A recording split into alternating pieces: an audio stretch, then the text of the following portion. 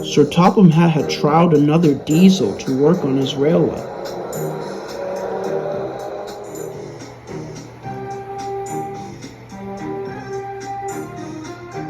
He was pleased to be resting in the sheds, but when he saw that the sheds were full of steam engines, he shuddered dreadfully.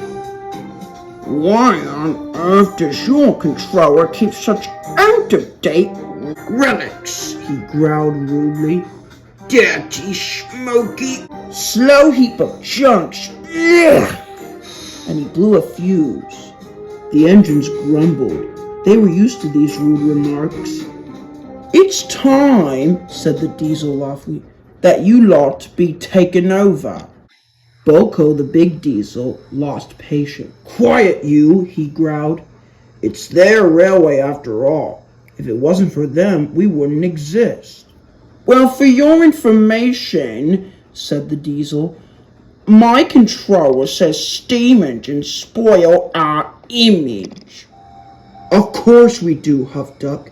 "We work our hardest to be really useful engines, and we show what frauds engines like you are." "Frauds?" spluttered the diesel. "How dare you!" And he flounced away to the goods shed.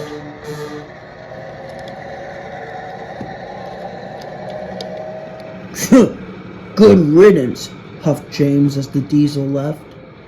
"The nerve of those diesels, thinking they can come down our yard and think they own the place. You just can't trust them." "Never mind, James," said Thomas. "Diesels are all right in our books. They're just mixed traffic engines like Henry and Gordon." "Mixed up engines, you mean? With windows on each cab, how can they tell if they're coming or going? Toby's got 2 cabs, and he's a tram engine." "Toby's just a little engine. I hope it's cold in the morning and he can't start. At least someone would want to preserve us fine, splendid engines. Who would need him, that old stuck-up?"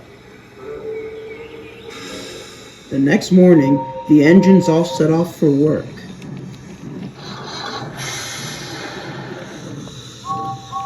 James was the last to leave.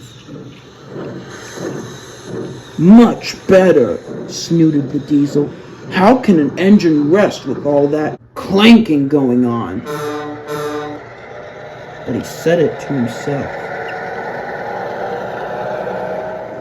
The engines were busier than ever. None of them complained bitterly about the increasing workload. And all day, they avoided the diesel's snooty behavior.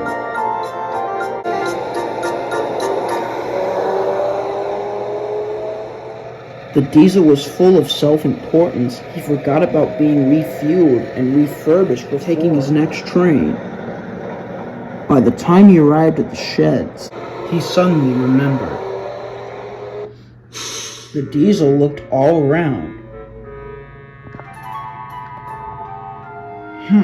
He said pompously. "If I go in now while the shed's empty, no one will know I've been." And with a roar of his engine, he rushed into the sheds as quickly as he could. Perhaps a bit too quickly. The berth he was moving forward to was Boco's.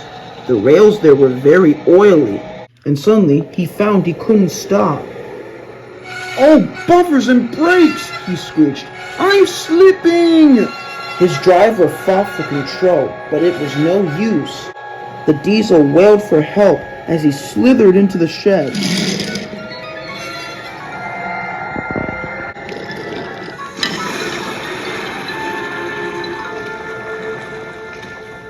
The diesel was bruised and bemused. Soon Percy took the diesel to the works, while the rest of the engines went to find somewhere else to rest for the night. "Well, what do you know?" laughed James. "Old Stuck-Up became unstuck." The other engines found it a great joke. But as the days went on, the news of the accident went unnoticed. The diesel had been repaired and was ready to get back to work. But he was unusually quiet and a far more humbled engine. James was out on the main line, covering Gordon's express duties while he was at the works. He felt very proud of his position. This is the kind of work you deserve, if you ask me, he puffed to himself. Buzz boxes on wheels could learn a thing or two. Slow down, James, cried his driver. We aren't having a race. But James wouldn't listen. He was so puffed up, he missed the red signal. And he didn't realize the points up ahead were set against him. He hit the buffers with a jolt and careened into the field. Oh, bust my buffers, groaned James. I think you have. The diesel approached alongside him. James braced himself for a rude remark, but instead, the diesel was concerned. Are you hurt? James was taken aback. No, but I can't get back on the rails, and my passengers need a ride home. The diesel then smiled. Don't worry, old friend, he said. We'll get you back on the rails in no time. Soon, Thomas took the passengers, and the now humble diesel took the battered James home.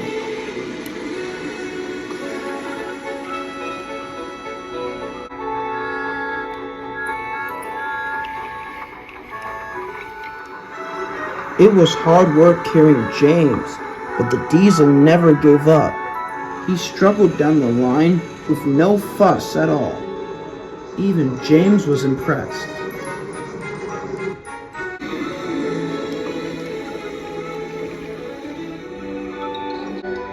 When they reached the works, the two spoke. Why did you help me after I've been so rude to you and you were the same, said the diesel. That was my mistake. I realized you lot aren't so useless after all.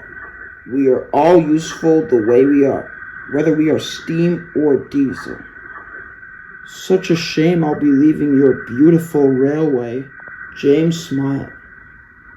Thank you. What's your name? I don't have one. The others keep calling me old stuck-up. I like the name Felix. It feels so much more natural. Then thank you, Felix, said James. You diesels aren't so bad after all. With newfound respect for the steam engines, Felix set off for home.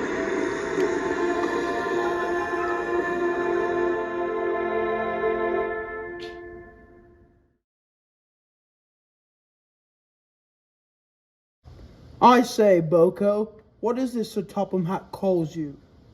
Versatile, but I don't think that's what he called old stuck-up. I couldn't hear very well, but it didn't sound very polite.